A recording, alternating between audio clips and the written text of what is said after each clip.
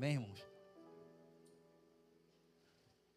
Hoje a nossa lição número 3, como já foi lida aqui, a gente vai falar a respeito do segundo mandamento, né? Que é não farás para ti imagem de escultura. E vai falar sobre a devoção e a reverência ao único Deus, ao único e verdadeiro Deus.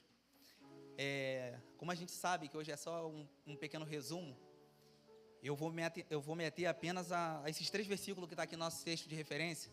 Vou trazer algumas passagens também, quem quiser anotar, anote, leiam em casa, que são passagens grandes, mas são passagens que corroboram com aquilo que eu vou dizer.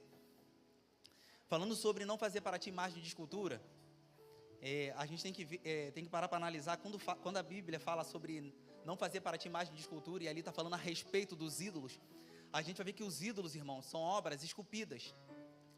Que obras esculpidas são essas? Eram feitos em pedras, eram feitos em gravuras, eram feitos de madeira, eram feitos de ouro, eram feitos de prata, e por aí vai. A gente vai ver na Bíblia diversos tipos de ídolos, inclusive quando Israel sai da terra do Egito, a gente vai ver que lá no Êxodo 32, a gente vai ver eles se corrompendo, eles vão fazer um bezerro de ouro, ou seja, ali eles estão fazendo uma obra, né, um ídolo, através do material que é o ouro. Então a gente vai ver outras obras também eles fazendo. E a gente vai reparar que essa questão dos ídolos, a gente vai ver que no Salmo 115, do verso 3 ao verso 7, em Jeremias capítulo 10, do verso 2 ao verso 6, vai trazendo uma descrição, irmãos, a respeito do ídolo. Eu vou ler somente o Salmo 115 para a gente ganhar tempo. Vai dizer assim, ó: mas o nosso Deus está nos céus, fez tudo o que lhe agradou. Os ídolos deles são prata e ouro, obra das mãos dos homens. Tem boca, mas não falam, olhos têm, mas não veem, tem ouvidos, mas não ouvem, narizes têm, mas não cheiram, e tem mãos, mas não apalpam, pés têm, mas não andam, nem som algum sai da sua garganta. Em Jeremias capítulo 10, do 2 ao 6, vai corroborar com aquilo que eu estou dizendo. Um texto vai complementar o outro a respeito dos ídolos.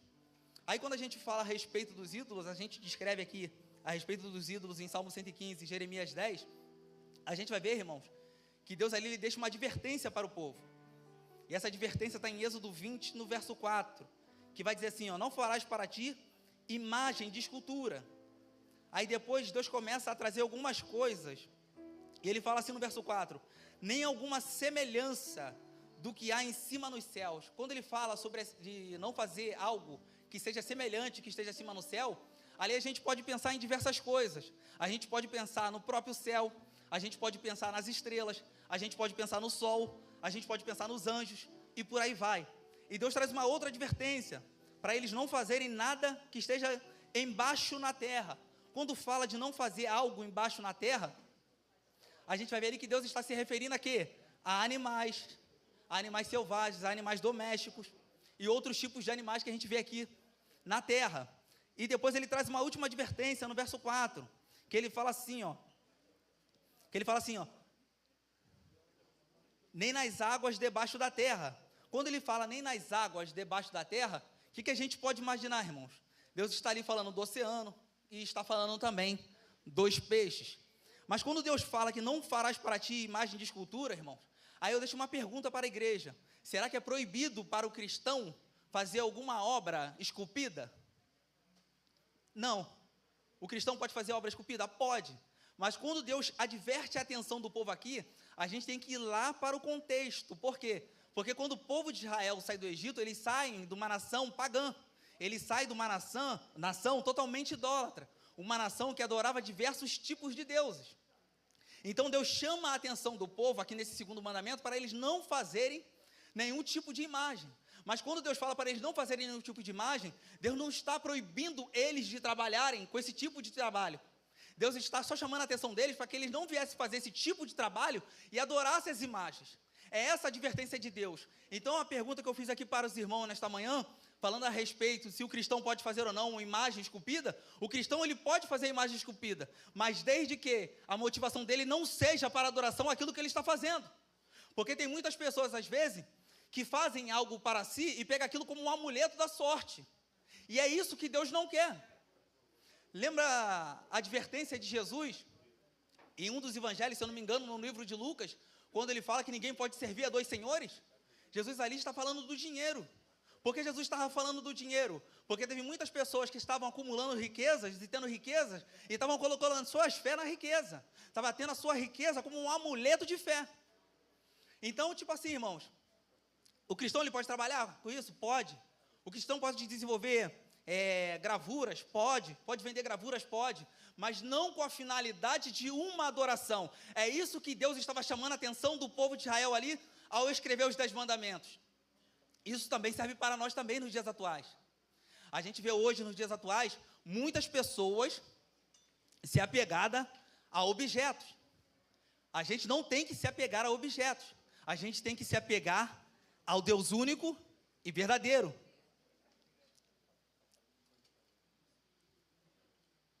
Aí no verso 5, irmãos, e o verso 6, vai trazer 4 observações interessantes.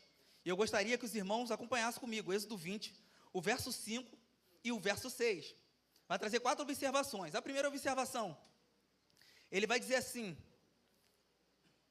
não te encurvarás a elas, nem a servirás. Aí vem a primeira observação: porque eu sou o Senhor teu Deus.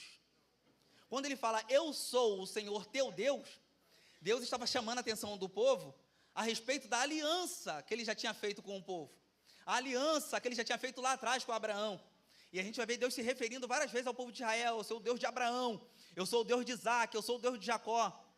Então Deus estava falando para eles ali, eu sou o Senhor teu Deus. Deus estava lembrando a eles uma aliança que Deus tinha feito com eles.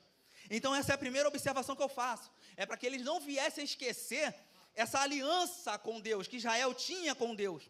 E qual é a segunda observação? Ainda no verso 5, vai dizer assim, ó, a primeira, eu sou o Senhor teu Deus, a segunda vai dizer assim, ó, sou Deus zeloso.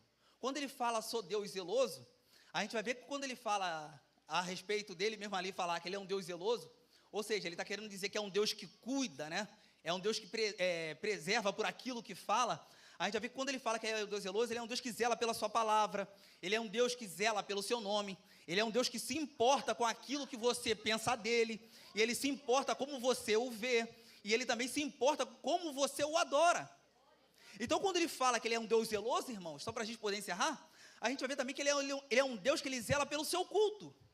Quando fala de zelar pelo seu culto, a gente vai ver que no culto de Deus, existem algumas coisas que ele ordenou para nós, que ele ordenou para Israel, que ele ordenou para a sua igreja. E quais são essas coisas, quais são esses ingredientes, irmãos, que Deus ordenou para a sua igreja? A gente vai ver que Deus, ele quer um tipo de culto, não qualquer culto. Deus quer um culto do jeito que ele ordenou para a gente. Deus não quer que a gente crie nada além daquilo que ele pediu. Então, quando ele fala, não farás para ti imagem de escultura, o que estava acontecendo? Deus sabia, irmãos, que lá na frente o povo poderia se desviar, e na hora de adorá-lo, ter alguma interferência, algum objeto fazendo mediação.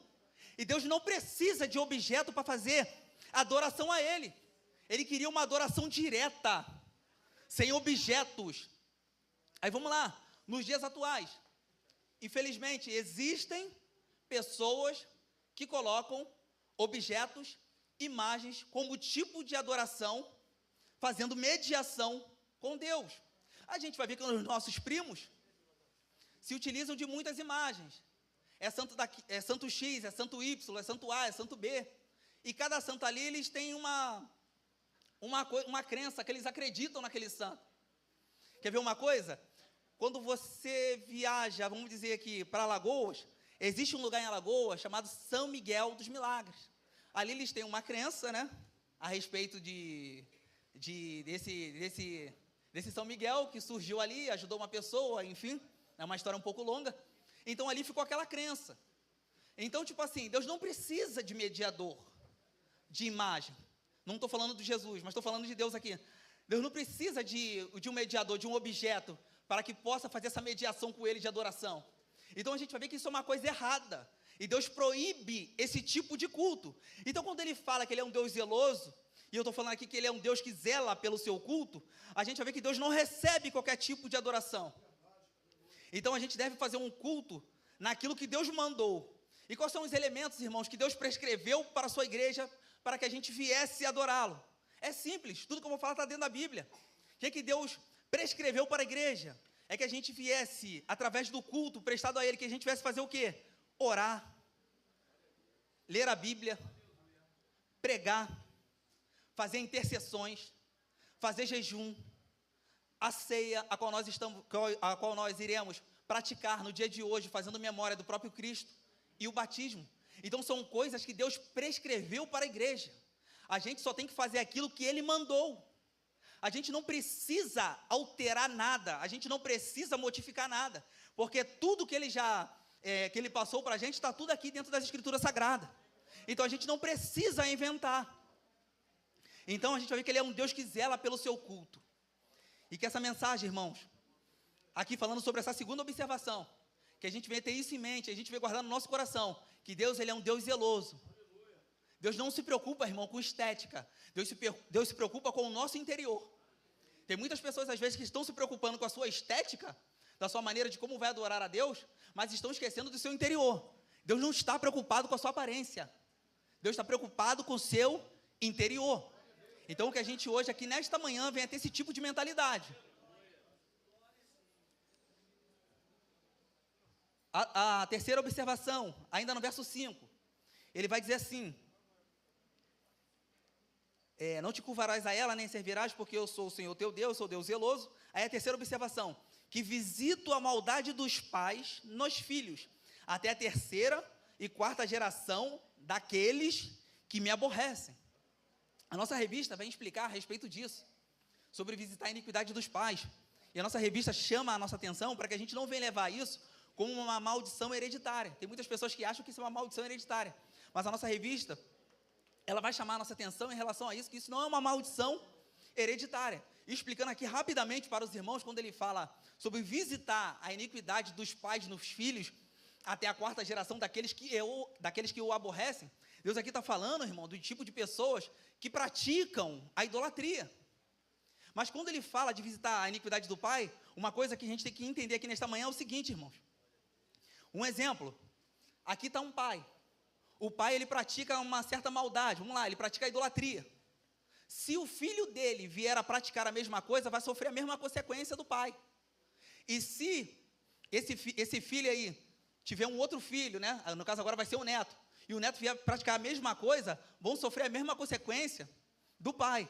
Então aqui está falando de 4 gerações, está falando do pai, do filho, do neto e do bisneto. Então ele está falando, irmão, não de maldição hereditária, mas está falando que se todos praticarem atos que são contrários à lei de Deus, todos eles vão sofrer essa consequência a qual Deus está falando. Agora, tirando a dúvida dos irmãos, se um pai pecar contra Deus e o filho dele não fizer a mesma coisa com o pai, a consequência vai vir só para o pai, não para o filho. Então é isso que a revista vai chamar a nossa atenção, que isso não é uma maldição hereditária, como muitos interpretam. Então a gente vai ver que esse é a terceira observação do verso 5. Agora a quarta observação. Antes de a gente falar da quarta observação, deixa eu trazer uma mensagem aqui para os irmãos, falta 9 minutos, então não dá tempo ainda.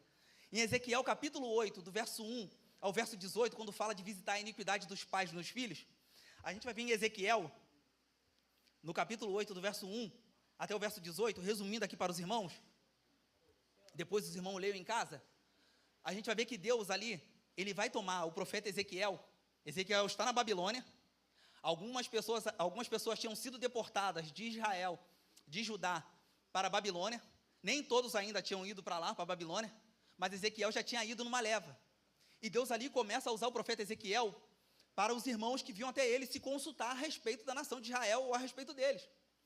E uma dessas vindas dos irmãos até o profeta Ezequiel, Deus ali vai tomar o profeta Ezequiel ali, e Deus vai pegar ele ali e vai transportá-lo até Jerusalém, e Deus vai mostrar a ele em visões o que estava se passando em Jerusalém. E quando Deus toma o profeta Ezequiel e leva ele até Jerusalém, Deus leva Ezequiel para dentro do templo. Deus mostra todas as partes do templo para o profeta Ezequiel, e o profeta Ezequiel, com seus próprios olhos ali, ele observa todas as abominações que estavam dentro do templo. E essas abominações que estavam dentro do templo, é o que está descrito aqui, irmãos. Não farás para ti imagem de escultura. É o segundo mandamento. E Ezequiel começa a observar um monte de abominações. E quais são essas abominações? Aí está aqui. O verso 5 vai dizer assim, ó, Ezequiel 8, verso 5. E disse-me, filho do homem, levanta agora os teus olhos para o caminho do norte. E levantei os meus olhos para o caminho do norte. E eis que ao norte da porta do altar estava a imagem de ciúmes. Que imagem era essa, irmãos? Era uma imagem de Tamuz. As mulheres estavam adorando Tamuz. Ainda no decorrer do texto de Ezequiel 8, do 1 ao 18, a gente vai reparar que além de Ezequiel presenciar as mulheres adorando a Tamuz, Ezequiel vai presenciar também diversas gravuras na parede, diversas imagens de animais na parede. E essas imagens, as pessoas estavam adorando essas imagens que estavam dentro da parede. E o mais interessante disso tudo, a gente vai ver que eles estavam tão negativos espiritualmente, tão decadentes espiritualmente, que eles estavam indo contra o mandamento de Deus.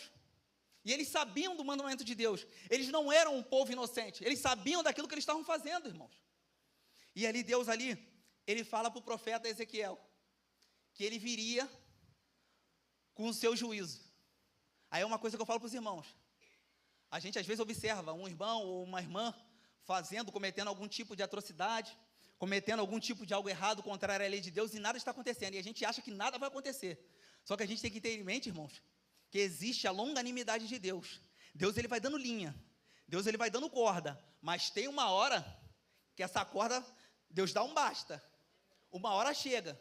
Não é no nosso tempo, não é da maneira que a gente quer.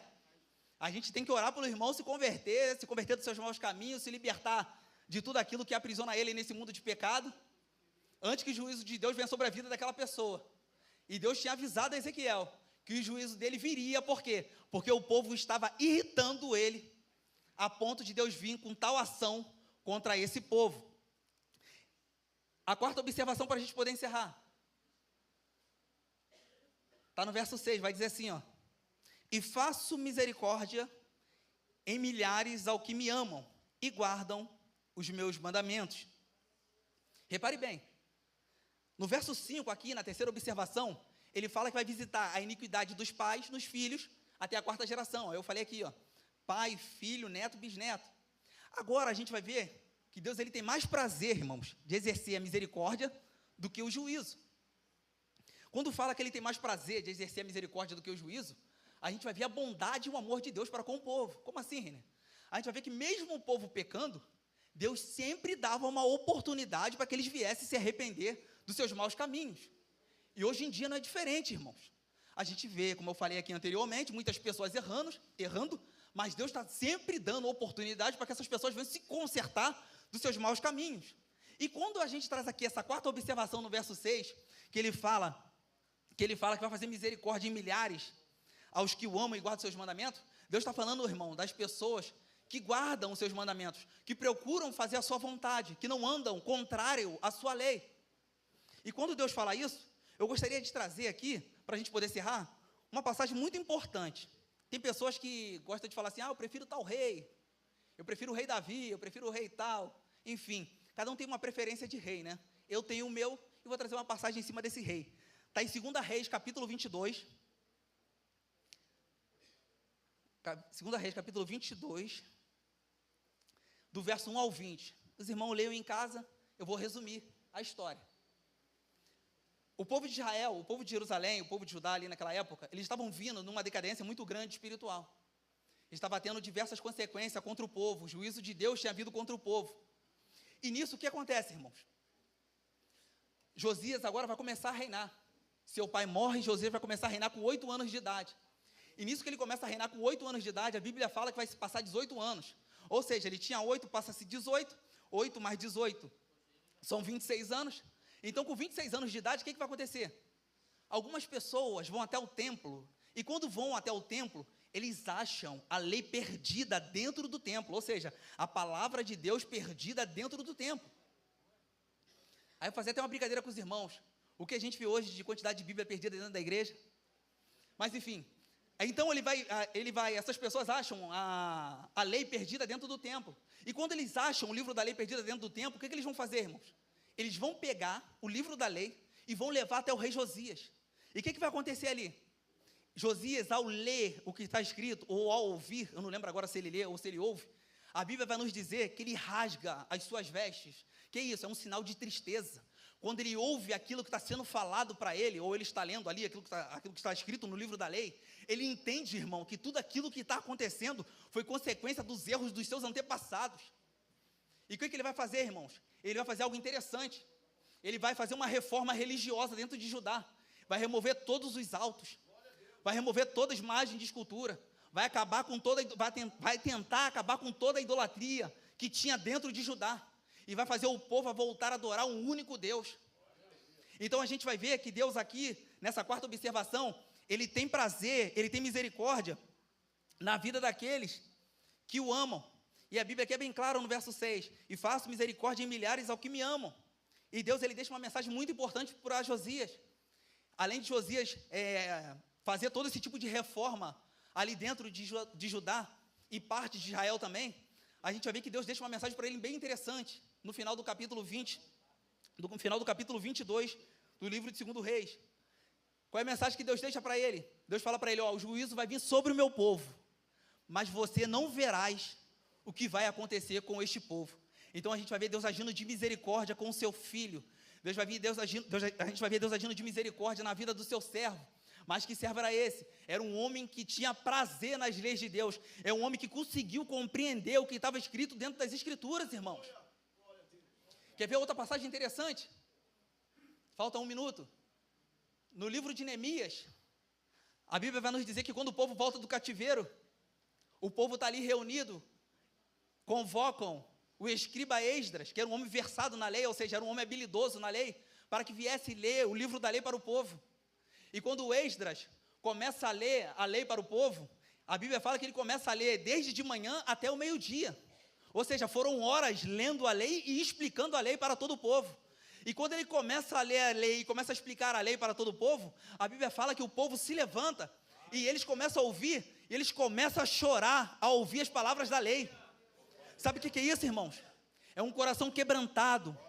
É um coração quebrantado e contrito, a qual Deus não rejeita. É o povo reconhecendo que erraram, e tudo aquilo que aconteceu foi consequência dos seus erros, por causa que não obedeceram aquilo que Deus tinha prescrito para o povo. E hoje em dia também é a mesma coisa. Se a gente não obedecer ao que está escrito dentro da Bíblia, infelizmente a gente vai pagar também pelos nossos erros. Todo pecado tem suas consequências. Então é necessário que a gente siga o que está dentro da Escritura. E eu encerro falando algo interessante que eu falei aqui no último domingo de setembro. Nem todos os irmãos estavam aqui, mas eu trouxe algo a respeito dos 10 mandamentos. E eu repito, quando os 10 mandamentos, irmão, eles foram escritos em tábuas de pedra. Eles foram escritos pelo dedo de Deus. Eles foram escritos de fora para dentro. Mas eles só têm efeito na vida do ser humano de dentro, irmão, para fora. Então, se a gente pegar a palavra de Deus e guardar a palavra de Deus e praticar, a gente vai ver que a Bíblia ela tem efeito também na nossa vida. Amém, irmãos? Eu deixo aqui minha mensagem e agradeço a oportunidade, em nome de Jesus. Tá aí, irmãos, a lei perdida.